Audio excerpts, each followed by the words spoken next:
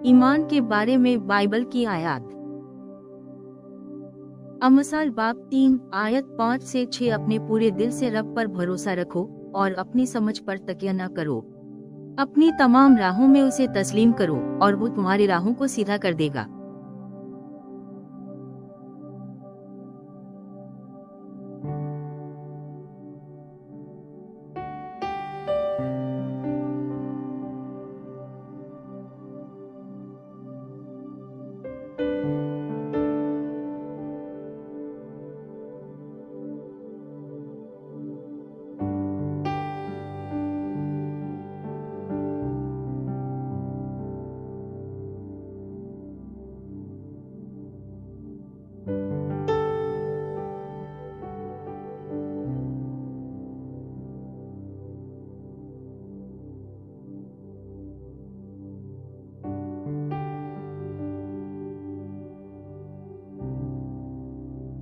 अफसियों बाब 2 आयत 8 से 9। क्योंकि फजल से आप ईमान के वसीला से बचाए गए हैं, और ये आपका अपना काम नहीं है, ये खुदा का तोहफा है, कामों का नतीजा नहीं, ताकि कोई फख्र न करे।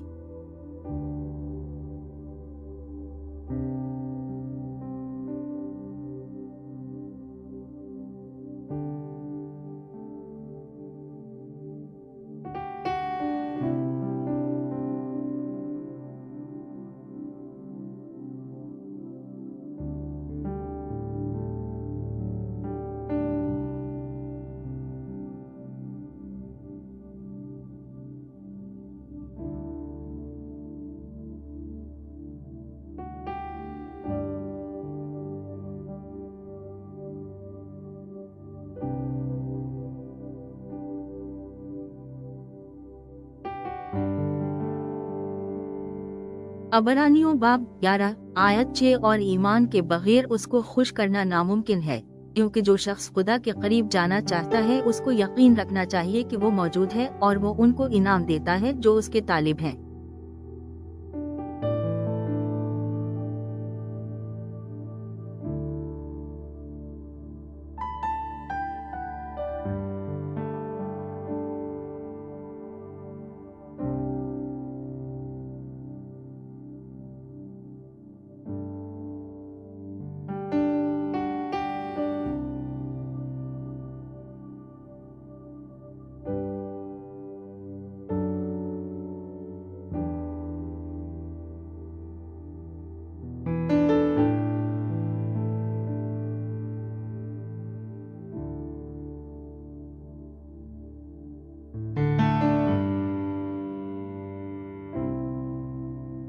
मत्ती 21 बाब आयत 21 से 22। और यसू ने उनको जवाब दिया, मैं तुमसे सच कहता हूँ कि अगर तुम ईमान रखते हो और शक न करो तो तुम न सिर्फ वही करोगे जो अंजीर के दरख्त के साथ किया गया है, बल्कि अगर तुम इस पहाड़ से कहोगे कि ऊपर उठाकर समंदर में फेंक दिया जा, तो ऐसा होगा।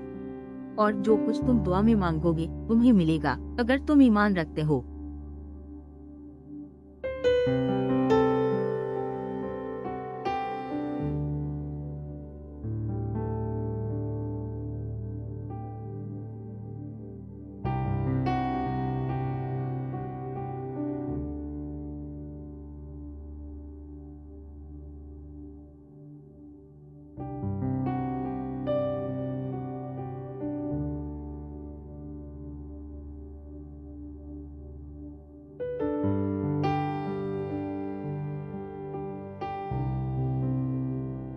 रोमियो बाब 12 आयत 3। क्योंकि जो फजल मुझे दिया गया है मैं तुम में से हर एक से कहता हूँ कि अपने आप को इससे ज्यादा बुलंद न समझो जिससे वो सोचना चाहिए, बल्कि अक्लमंदी के साथ हर एक के ईमान के इस पैमाना के मुताबिक जो खुदा ने मुकर्रर किया है।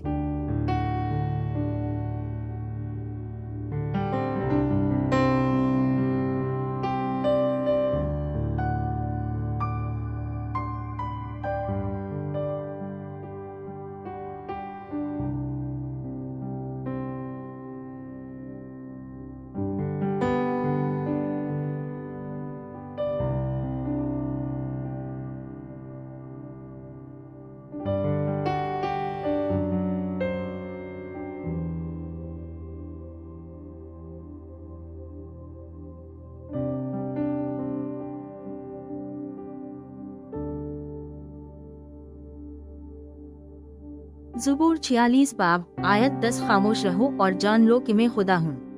मैं कौमों में सरबलंद हूँगा, मैं जमीन पर सरबलंद हूँगा।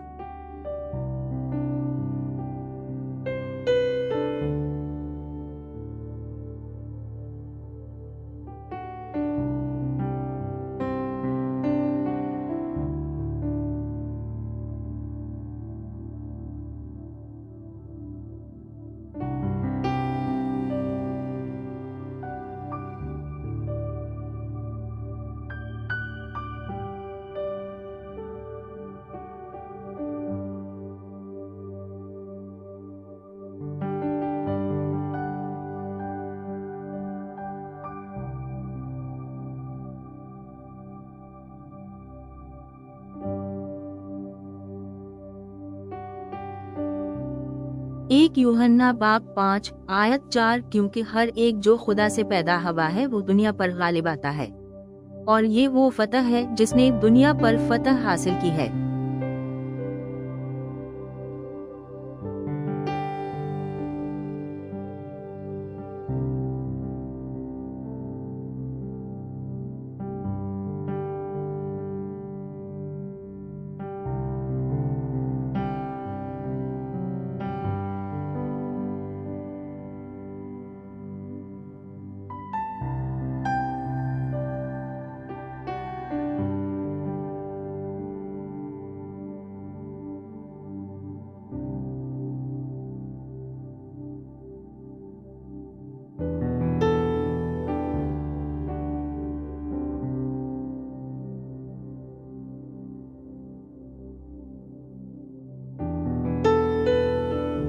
अफसियों बाब 6 आयत 16 हर हाल में ईमान की ढाल उठाओ जिससे तुम शैतान के तमाम भड़कते हुए शोलों को बुझा सकते हो।